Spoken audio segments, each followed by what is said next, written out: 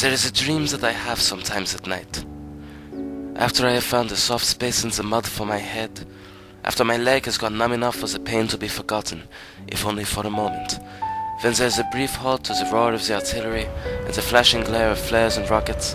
I dream, this awesome, terrible, wonderful dream. I dream that I'm all alone, that I stand in the comforting cold of an empty cemetery with no other soul for thousands of miles.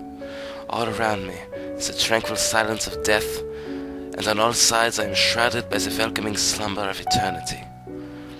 I walk until I reach a gravestone, its finish worn away with age and rain, its lettering eroded to dust. And here I stop. I stop and I look, and all around me, in the air, in the sky, in the trees and dirt, I find peace. Peace that fills me from every side, that rises from the knowledge that I am home. But then my ears are pierced by the searing shriek of shrapnel, and I am called to life once again, and my dream is cut in two as the roar and the damp and the pain return, and I am thrust once more into the cold dim light of the early morning sun.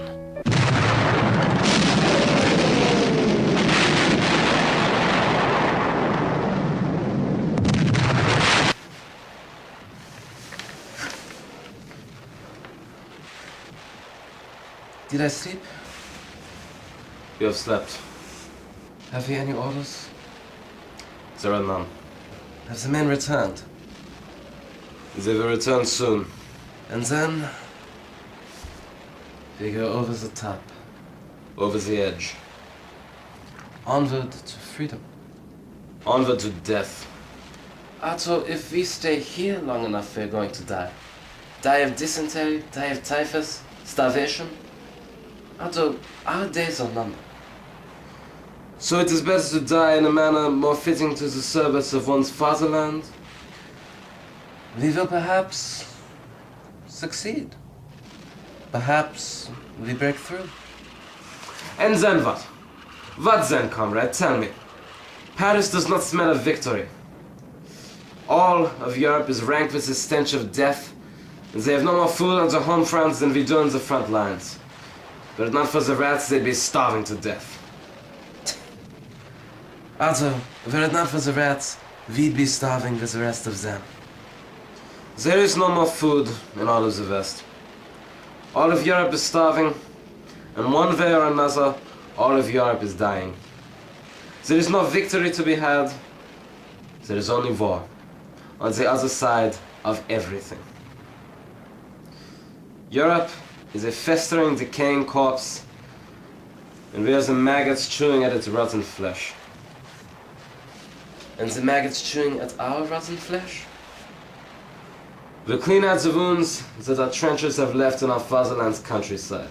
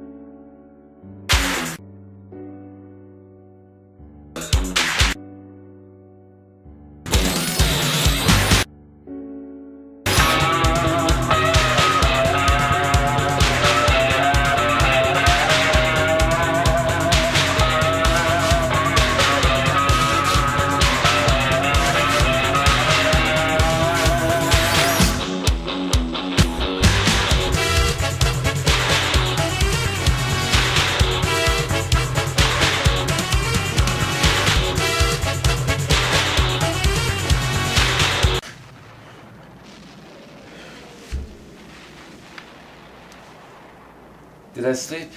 You slept like an infant who has never tasted the taste of blood, and who has never rested under the heat of gunfire. I slept well, then. No better than usual. Arthur, when do you sleep? I need no sleep. We all need sleep. I sold my sleep for armaments many years ago, and traded my soul for artillery. I require no sleep. I need no food. Only the fire of rockets and mortar shells fuels my existence. Through them, I am given life. But the war must end sometime, someday. We must return to life as normal. This is our life. We are not men. We are weapons of death. I am a man. Say that if you must, believe it if you will, and if it lets you sleep well, then sleep well. For me, that is not an option. What will you return to when the war ends? Have you a wife, a child? When the war ends, I will be made irrelevant. When the fighting is over, I will be obsolete. Do you wish then for the war to continue forever? No. I wish for the war to end so that I may die with it. I have been living on the fuel of petrol and lead for too long. I wish to rest.